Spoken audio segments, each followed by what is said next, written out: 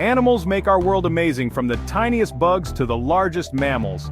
And today we will be exploring the incredible diversity of animals with backbones, each with its own fascinating adaptations. Hi guys, welcome back to the channel. And if you are new here, my name is Sir Z. I'm a science teacher and video making enthusiast, and this episode is all about vertebrates.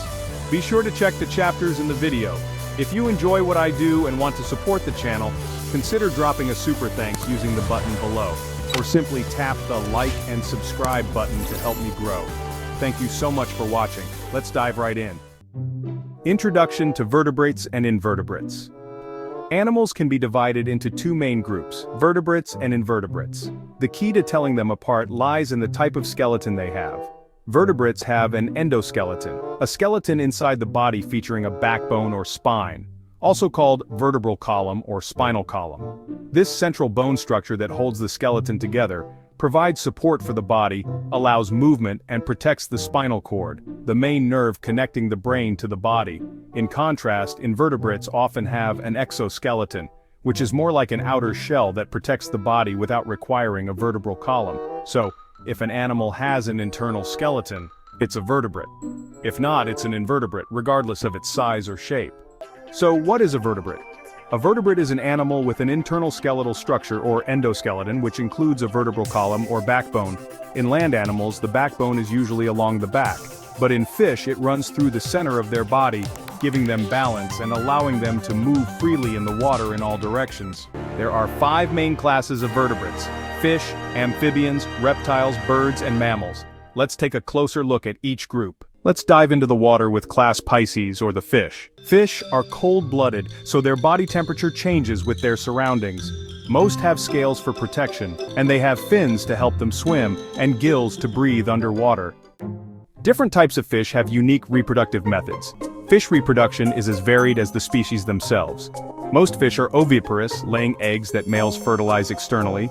Others, like certain sharks, are viviparous, meaning they give birth to fully developed young with a placenta inside the mother that nourishes the babies until birth. There are also ovoviviparous species, where eggs hatch inside the mother, allowing the young to be born fully developed. Certain fish can even reproduce asexually through parthenogenesis, a process where fertilization is not needed. An interesting exception is the seahorse. And yes, seahorse is also a fish. Here, it's the male that gets pregnant.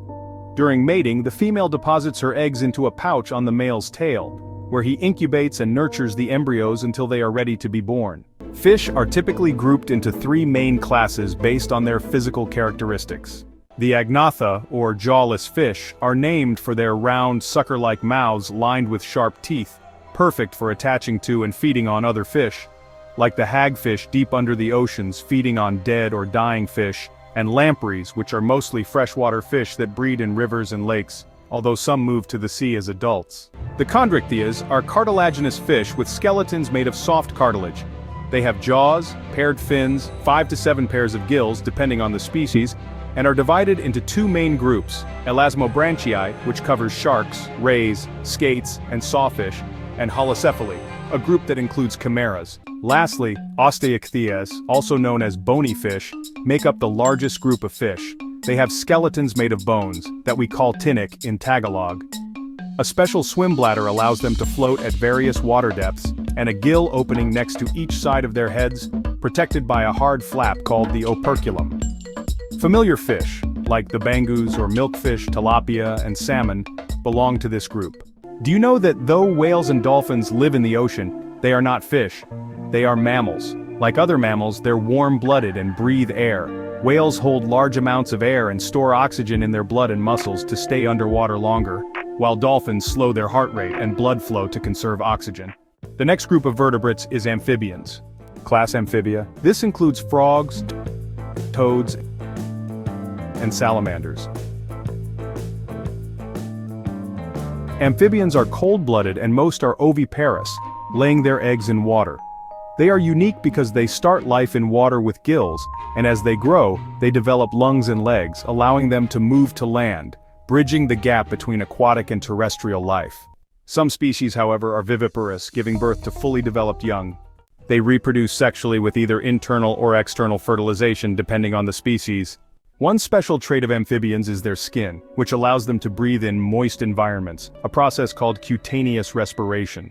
This process enables them to absorb oxygen directly from water, which is why amphibians are often found in damp environments. Without moisture, they can't breathe properly and may not survive. Here's a quick question to explore. What's the difference between an aquatic and a marine animal? Both terms refer to water habitats, but they're not quite the same. Once you've done some research, share what you find in the comments. Reptiles, classified under Reptilia, include animals like snakes, lizards, turtles, and crocodiles. Reptiles come in various forms. Some, like snakes, have no legs, while others, like lizards and crocodiles, have legs. Turtles are unique for their hard shells, which are part of their skeletal system. The most distinct characteristic of reptiles is their scales, covering them from head to tail. So, if you see any creature fully covered in scales, no matter how big, small, or unusual it looks, you can be sure it's definitely a reptile. Scales provide more than protection. They help conserve water, enabling reptiles to thrive in drier environments. Like fish and amphibians, reptiles are cold-blooded. This is why many reptiles bask in the sun to warm up. Reptiles may lay eggs, which is known as being oviparous, or they may give live birth, which is called being viviparous. But regardless of the method, they always reproduce on land, so they rely on lungs to breathe. This makes them primarily land-dwelling animals from the start. However, some aquatic reptiles have adapted a fascinating form of cutaneous respiration, or skin breathing. For instance, certain sea snakes and turtles can absorb oxygen through their skin while underwater. Here's a fun fact. Although, as mentioned, turtles are covered with scales, they can breathe underwater, but not in the way you might think. They can't absorb oxygen through their skin like other animals. Instead, they do it through a special opening called the cloaca, which is, well, basically, their rear end. So yes, turtles can breathe through their butts. Weird, but kind of amazing, right? Now let's put our observation skills to the test. Are you ready for a couple of challenges? Cool. First, here's a photo of a crocodile on the left and an alligator on the right. Now, if I did not mention which is which, can you spot the physical differences between them that can help you identify which one is a crocodile and which is an alligator? And here's another. Looking at these photos, do you know how to tell a turtle from a tortoise? Once you've figured it out, share your answers in the comments. Now let's take flight with the next class of vertebrates, Aves, the birds.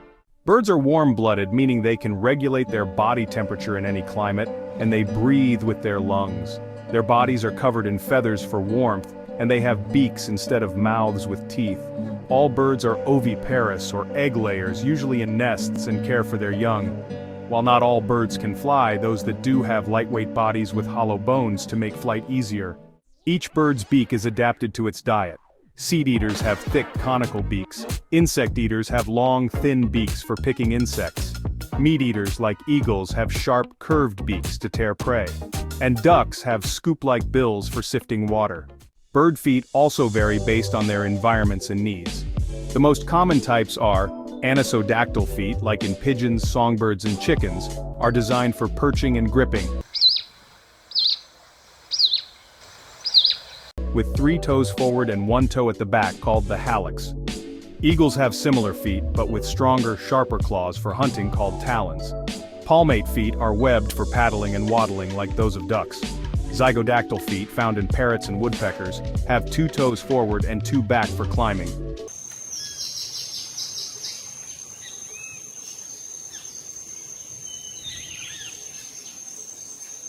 Didactyl feet are unique to ostriches, with only 2 toes, both pointing forward, meant for running away from predators since their wings aren't built for flight. For bird trivia. Despite being flightless and expert swimmers in icy waters, penguins are indeed birds. They are warm-blooded, have feathers, lay eggs, and have beaks. They do have short wings, but are adapted more for swimming rather than flight. Now let's talk about the class Mammalia, the animals we call mammals, in which humans are included. Yes, we are mammals. Our species, Homo sapiens, belongs to the genus Homo, in the family Hominidae, and under the order Primates, which includes monkeys and apes. But hold on, if you're finding this video helpful, please give it a like to help others discover it. And subscribe for more science content to support this growing channel. Thank you so much, guys. Now back to the topic. Mammals are warm-blooded, typically have fur or hair, and most have 4 limbs. Upright mammals like humans and monkeys have 2 arms and 2 legs, while 4-legged mammals have 2 forelegs and 2 hind legs. Some, like dogs, cats, and bears, have paws and claws, while animals like pigs and horses have hooves for walking on rough surfaces. A few mammals, like whales and dolphins, have no limbs but are still mammals. A key trait of mammals is that they produce milk to nourish their young, a characteristic that sets them apart from all other vertebrates. And this is the origin of the term mammal, from the Latin word mamma, meaning breast, which refers to their milk-producing glands. In general, mammals give birth to fully developed young, though some are oviparous, laying eggs instead, like monotremes. Mammals fall into three main groups. 1. Monotremes. These rare egg-laying mammals include only the platypus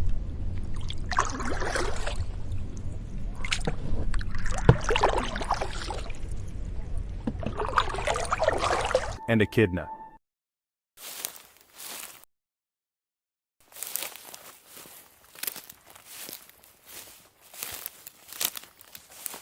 While not true anteaters, echidnas are sometimes called spiny anteaters because they use a sticky tongue to catch ants and termites.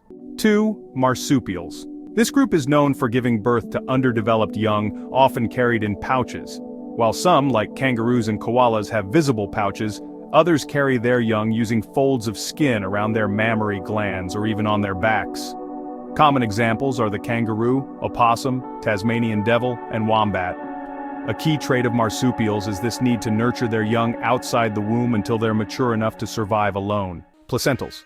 These mammals nourish their young in the womb via a placenta, allowing complete development before birth. This group includes animals like humans, dogs, cows, and even whales and dolphins. It's worth noting that classifications of mammals can vary due to the complex taxonomic hierarchy, which organizes animals by traits in levels, from phylum to species. This complexity can lead to different ways of grouping animals, but the three main types, monotremes, marsupials, and placentals, cover the primary distinctions within mammals. Here's a quick trivia related to mammals. Here in the Philippines, we have this cute tiny creature with large eyes, often photographed clinging on tree stems. Do you know what that animal is? Yes, it is the tarsier. They are mostly found in the southeastern part of the archipelago, particularly on the islands of Bohol, Samar, Leyte, and in some parts of Mindanao. Although tarsiers may appear to be some type of marsupial, they are in fact the world's smallest primate found mostly in the Philippines. So not only we Filipinos should be proud having the world's smallest primate found mostly in our country, but we should also need to be vigilant in protecting our tarsier friends from getting extinct to keep them around and happy with us Filipinos for many years to come. Let us continue learning about the animals by going to this next video about invertebrates, once it's out and showing here. If you are a science teacher and you need sample activities and quiz questions related to this topic, I've provided some in the description box below.